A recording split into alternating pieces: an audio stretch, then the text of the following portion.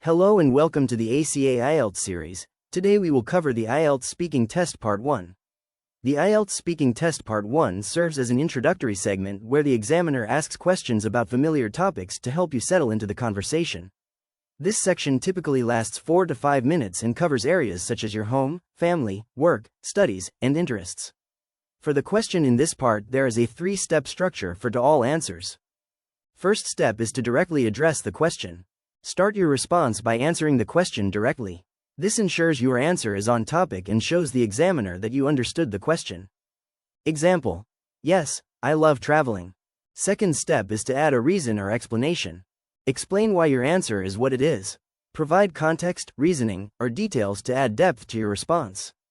Example: traveling gives me a chance to experience different cultures, try new food, and learn about history. And the third step is to give an example or extra detail. Make your answer more engaging by including a personal example or specific detail. This demonstrates your ability to expand on an idea. Example: for instance, last year I visited Japan, and exploring Kyoto's temples was one of the most enriching experiences I've ever had. Understanding the range of topics and practicing potential questions can boost your confidence. Here are some common topics and sample questions you might have to answer. 1. Home and accommodation. Question: where do you live?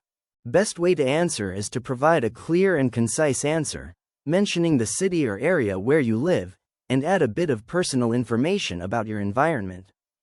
For example, I live in Colombo, the capital city of Sri Lanka. It's a vibrant and busy place with lots of modern amenities and a blend of cultures. What not to do? Avoid one-word answers like Colombo or I live in the city, as they don't give much information about your living situation. Question: can you describe your home? The best way to answer is to include details about the size, type, and characteristics of your home. You can mention the number of rooms, the decor, or anything that makes it unique. Example: I live in a 2-bedroom apartment on the 5th floor of a building. It has a spacious living room with large windows that let in a lot of sunlight. My bedroom is cozy, with a large bed and a few bookshelves. What not to do? Don't simply say, it's a house. Always provide more descriptive information to make your answer interesting. Question: what do you like about your neighborhood? Best way to answer: discuss the key features of your neighborhood that you enjoy. Mention aspects like safety, convenience, or amenities. Example: I really like that my neighborhood is very peaceful and green. There's a park nearby where I go jogging every morning. Plus, it's close to shopping malls and schools, which makes it very convenient. What not to do? Avoid negative or overly detailed answers. Don't go into complaints like, it's too noisy, or I don't like it because it's too far from the city. 2. Work and studies. Question: what is your job? Best way to answer: provide your job title, the company you work for, and a brief description of your main duties. Example: I'm a marketing manager at a tech company. My role involves developing marketing strategies, conducting market research, and overseeing advertising campaigns. What not to do? Don't give a vague answer like, I do marketing, without elaborating on what you actually do. Question: why did you choose this profession? Best way to answer is by mentioning what interests you about the field, any personal connections, or how your skills align with the job. Example: I've always been fascinated by how brands connect with people. Marketing allows me to combine creativity with strategy, and I love that it's ever evolving. What not to do? Avoid general answers like, I needed a job, or it was the only option. Question: what subjects are you studying? Best way to answer: list the subjects you are currently studying and briefly explain what interests you about them. Example: I'm studying business administration with a focus on digital marketing. I find the intersection of business strategies and online consumer behavior really interesting. What not to do? Don't give overly short answers like, I study business, without elaborating. 3. Hobbies and interests. Question: what do you do in your free time? Best way to answer: talk about activities that you enjoy, but don't list everything. Pick 1 or 2 things and give details. Example: in my free time, I love to read. I'm especially interested in mystery novels and often spend hours getting lost in a good book. What not to do? Avoid long lists or vague answers like, I do a lot of things, without specifics. Question. Do you have any hobbies? Best way to answer. Talk about a hobby that you're passionate about, and explain why you enjoy it. Example. Yes, I enjoy painting. It's a great way for me to relax and express my creativity. I've been painting landscapes for the past year. What not to do. Avoid saying no or giving a very brief answer like, I watch TV. Question.